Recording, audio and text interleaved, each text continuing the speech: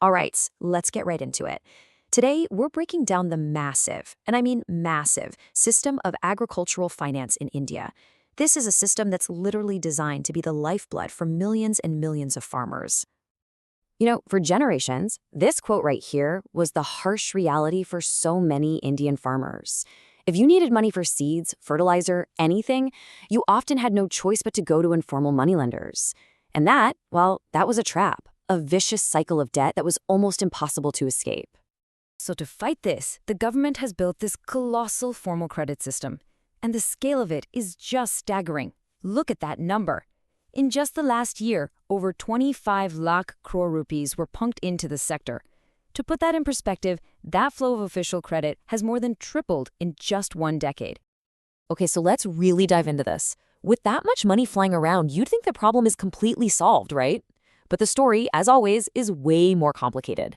Is the solution actually matching the scale of the problem? Let's find out. So the government's main strategy, their frontline tool, is designed to go right into the pocket of every farmer. It's called the Kisan Credit Card. The easiest way to think about this is like a specialized credit card. It's not for, buying a new phone. It's a flexible line of credit for absolutely everything a farmer needs, from seeds and fertilizer to fixing equipment, and even to help cover household bills when times are tough.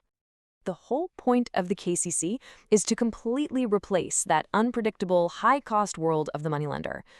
The goal is to swap out those crippling debt traps for real financial stability and to offer a regulated, reliable lifeline, especially when things go wrong, like during a flood or a drought.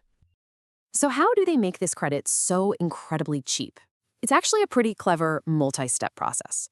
First, banks offer the loan at a reduced rate of 7%. Then, the government steps in and chips in 1.5% directly to the bank. But here's the real kicker. If a farmer pays that loan back on time, they get another 3% back. When you add it all up, a responsible farmer gets access to capital for just 4% interest a year. That's a game changer.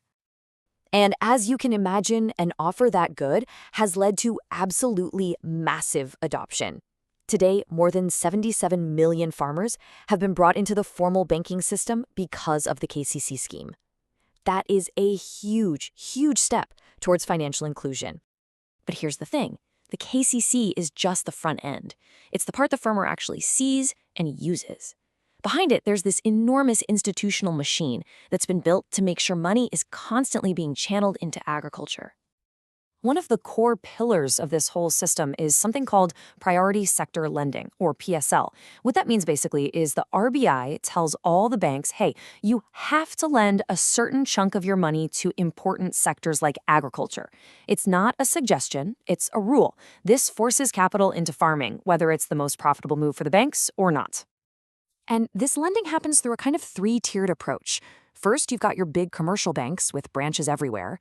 Then you have the regional rural banks, which are, as the name suggests, focused specifically on rural areas. And finally, right down at the grassroots, you have primary agricultural credit societies. These are village-level cooperatives that are meant to be that final last-mile delivery system for credit. And if you ever want to see just how focused the government is on this, all you have to do is follow the money. The annual target for agricultural credit has just skyrocketed. It's more than tripled in a single decade. That shows a really clear, sustained policy push to just flood the sector with formal finance. But this is exactly where the story starts to get really complicated. So you have this huge system, you have trillions of rupees being pushed out. You would think that the benefits are reaching everyone. But the flow of this credit is far, far from even. So to get to the bottom of this, an internal working group at the Reserve Bank of India decided to take a really hard look at where all this money was actually going. And what the report uncovered were some major, major structural problems in the system. The data they found shows a pretty shocking disparity. The southern states, for example, receive over 40% of all the agricultural credit in the entire country. Now compare that to the whole northeastern region, which gets less than 2%. This isn't just a small imbalance, it is a massive geographical skew. And then there was this other huge red flag. The report found that in some states, the amount of money being lent for agriculture was actually more than the state's entire agricultural GDP, the total value of everything they produced. That strongly suggests that the money isn't even being used for farming at all. It's likely being diverted for other things, which completely defeats the point of the whole scheme.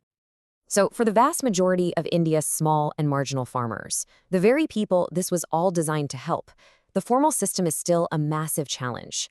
Many of them don't have clear land titles to offer as collateral. The paperwork can be just totally overwhelming, and even if they do manage to get a loan, it might be too little or it might arrive too late and completely miss the planting season.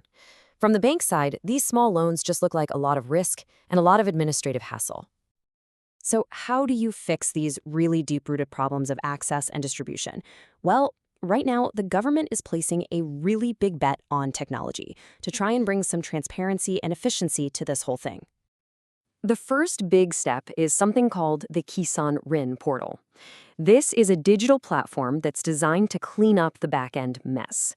Before, banks had to file tons of manual paperwork to get their interest subsidies from the government, which caused huge delays. Now it's all digitized, which should hopefully make things much faster and more transparent.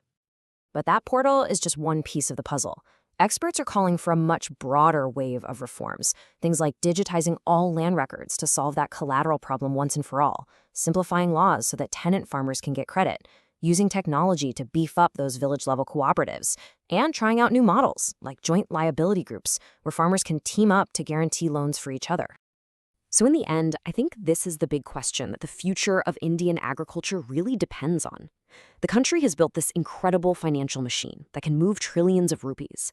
The challenge now is to see if technology can finally direct that financial lifeblood, not just to where it's easy to send, but to every single farm in every single village where it's needed the most.